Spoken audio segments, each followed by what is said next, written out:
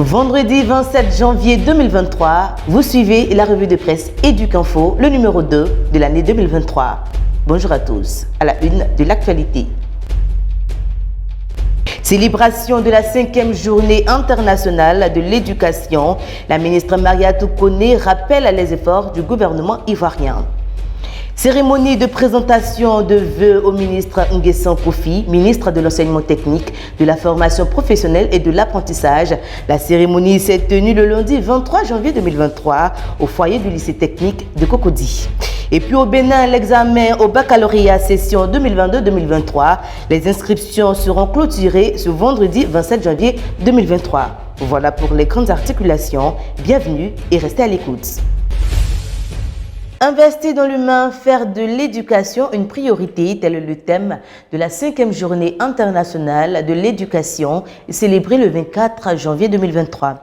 À la faveur de cette journée, la ministre de l'Éducation nationale et de l'alphabétisation, Mariatou Koné, a dans la déclaration du gouvernement réaffirmé qu'en ce qui concerne la Côte d'Ivoire, l'éducation a été perçue dès son accession à l'indépendance comme la priorité des priorités et continue de l'être aujourd'hui sous le pouvoir du président de la République, son Excellence M.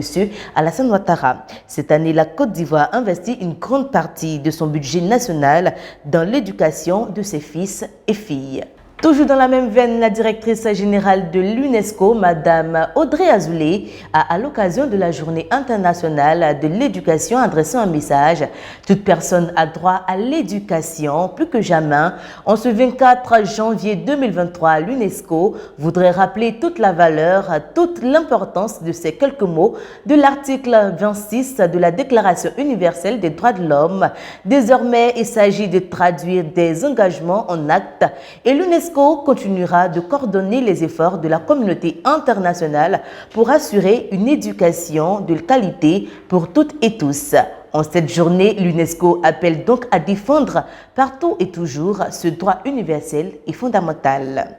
Je vous le disais en titre, la cérémonie de présentation de vœux au ministre de l'enseignement technique, de la formation professionnelle et de l'apprentissage, Nguessan Kofi, s'est tenue au foyer du lycée technique de Cocody le lundi 23 janvier 2023. Reportage Emmanuel Kwao, Angèle Pali.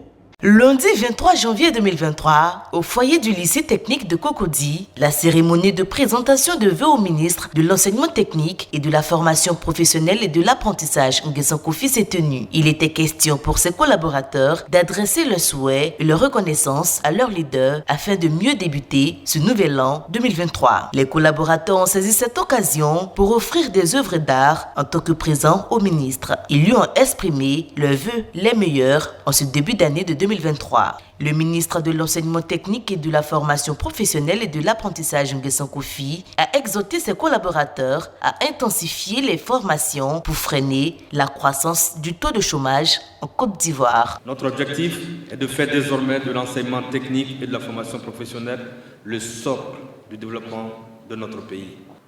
Mesdames et messieurs, l'année 2023 a été décrétée année de la jeunesse par le président de la République. Notre ministère devra susciter les expériences légitimes qu'attendent les jeunes en synergie avec les autres départements ministériels et les partenaires. Pour cette raison, j'exhorte l'ensemble des personnels à une assiduité plus accrue, un travail encore plus efficace pour atteindre des résultats quantifiables et visibles. Dans cet esprit, et pour soulager les chefs d'établissement, des travaux complémentaires seront effectués dans nos structures et des équipements nouveaux renforceront le dispositif actuel. L'ambition est d'accroître les capacités d'accueil de nos établissements en vue de recruter le maximum d'apprenants. Pour finir, le ministre a remercié tout et chacun pour la détermination à la cause de l'enseignement technique, de la formation professionnelle et de l'apprentissage et a souhaité encore une fois une excellente année 2023 afin que dans la Concorde, tous travaillent efficacement pour offrir des perspectives heureuses à toute la population et particulièrement aux apprenants. La ministre de l'Éducation nationale et de l'alphabétisation, Mariatou Koné, a adhéré à la digitalisation de l'administration ivoirienne le mercredi 25 janvier 2023. CNDigit est une initiative du Premier ministre Patrick Achi qui vise à apporter de la coordination, de la cohérence dans tous les projets de digitalisation qui touchent la Côte d'Ivoire. Elle ambitionne disposer les différentes actions numériques menées dans les ministères et services de Côte d'Ivoire pour les rendre plus opérationnels. La ministre de l'Éducation nationale et de l'alphabétisation, le professeur Mariatou Koné, a décidé d'apporter sa pierre à l'édifice en accompagnant CNDigit afin de bâtir une Côte d'Ivoire sans papier d'ici 2030. Un concours de dictée pour jauger le niveau de l'élève en français. La direction régionale de l'éducation nationale et de l'alphabétisation Drina du Guémont a organisé un concours régional dénommé la dictée pour tous. Le lycée moderne de Diokoué a abrité le mercredi 25 janvier 2023 le lancement de la première étape de ce concours.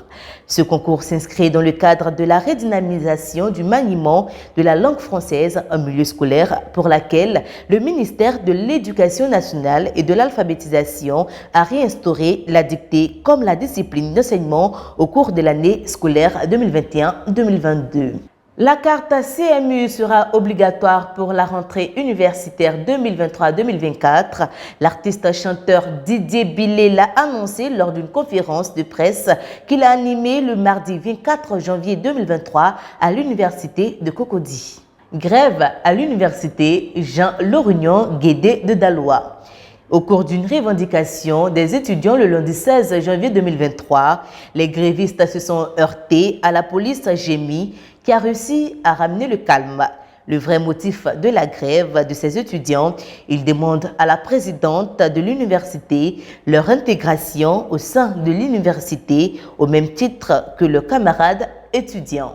La police nationale ivoirienne a interpellé 16 personnes, dont 3 élèves à Adjamé, une commune commerciale au centre d'Abidjan, pour cause de détention de boissons frélatées, rapporte une note d'information transmise ce mercredi 25 janvier 2023. Hécatombe dans le village de Diadoubango, dans la région du Gontougo, au nord du pays. Une série de 8 décès consécutifs d'élèves dont l'âge varie entre 9 et 18 ans ont été enregistrés en l'espace de 2 semaines, annonce l'agence ivoirienne de presse. Tous les disparus présentaient les mêmes symptômes, une température élevée du corps, un mal de tête, des vomissements avant le décès brusque. Allons pour l'actualité hors de nos frontières. Au Bénin, l'examen du baccalauréat session 2022-2023, les inscriptions prendront fin ce vendredi 27 janvier 2023. Un portail est réservé uniquement à l'inscription des candidats libres. Selon les médias locaux, le dépôt des dossiers physiques se déroule à Cotonou et dans les directions départementales des enseignements secondaires, techniques et de la formation professionnelle. Atterrissons au Togo où les étudiants togolais peuvent postuler aux bourses russes jusqu'au 20 février prochain. L'information a été donnée dans un communiqué signé par le ministre de l'Enseignement supérieur et de la Recherche, le professeur Majesté Iou Watiba, précisant que le dépôt des demandes en ligne se fait par les candidats sur le site officiel du dit ministère. Voilà qui met un point final à cette revue de presse. Retenons que sans l'éducation, l'enfant est un orphelin. Merci de nous avoir suivis. Bon week-end, chers tous.